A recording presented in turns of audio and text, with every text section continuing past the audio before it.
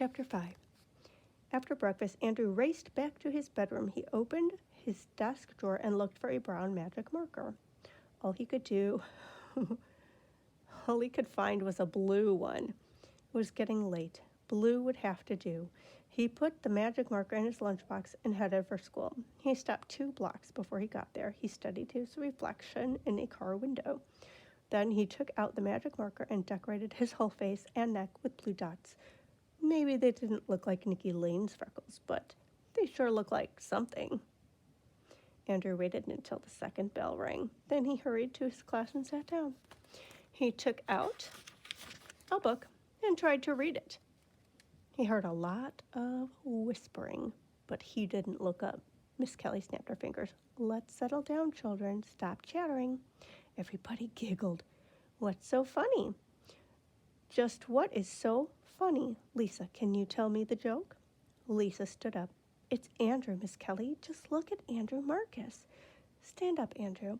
Let me have a look at you," Miss Kelly said. Andrew stood up. "Good heavens, Andrew, what have you done to yourself?" "I grew freckles, Miss Kelly, that's what." Andrew knew his blue dots looked silly, but he didn't care. He turned toward Sharon and stuck out his tongue. Sharon made a frog face at him. Miss Kelly took a deep breath. "I see," she said. "You may sit down now, Andrew. Yeah, and let's get on with our morning work." At recess, Nicky Lane turned around and said, "Whoever heard of blue freckles?" Andrew didn't answer him. He sat in class all day with his blue freckles. A couple of times, Miss Kelly looked at him kind of funny, but she didn't say anything. Then at 2 o'clock, she called him to her desk. "Andrew," Miss Kelly said, "how would you like to use my secret formula for removing freckles?" Her voice was low, but not so low that the class couldn't hear. "For free?" Andrew asked. "Oh, yes," Miss Kelly said, "for free." Andrew scratched his head and thought it over. Miss Kelly took a small package out of her desk. She handed it to Andrew. "Now, don't open this until you get to the boys' room. Remember, it's a secret formula, okay?" "Okay," Andrew said. He wanted to run to the boys' room, but he knew the rules, no running in the halls, so he walked as fast as he could. He couldn't wait to see what was in the package. Could there really be such a thing as freckle remover? As soon as he was inside the boys' room, he unwrapped the package. There was a note. Andrew read it. It said, "Turn on water, wet magic freckle remover, and rub into face. Rinse. If magic freckle remover does not work first time, try again. 3 times should do the job. Miss Kelly." Ha! Miss Kelly knew. She knew all the time. She knew his freckles weren't really freckles, but she didn't tell. Andrew followed Miss Kelly's direction. The magic freckle remover formula smelled like lemons. Andrew had to use it 4 times to get his freckles off. Then he wrapped it up and walked back to the classroom.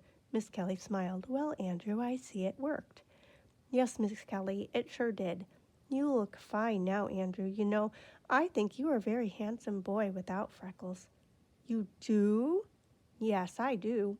Miss Kelly, Nicky Lane called out, raising his hand and waving it all around. "What is it, Nicky?"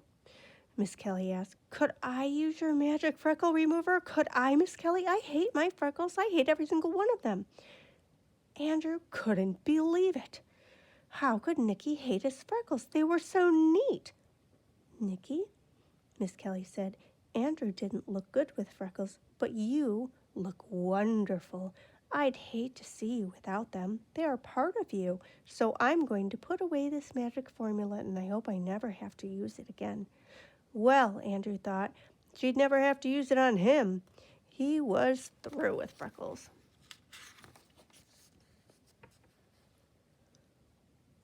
When the class lined up to go home, Andrew heard Sharon whisper to Nicky, "I know how to get rid of them."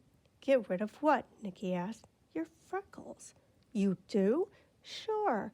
The secret recipe for removing freckles has been in my family for years. That's how come none of us have any. I'll sell it to you for 50 cents. Then Sharon walked up alongside Andrew. Before Andrew could say a word to Sharon, Sharon made a super duper frog face just for him.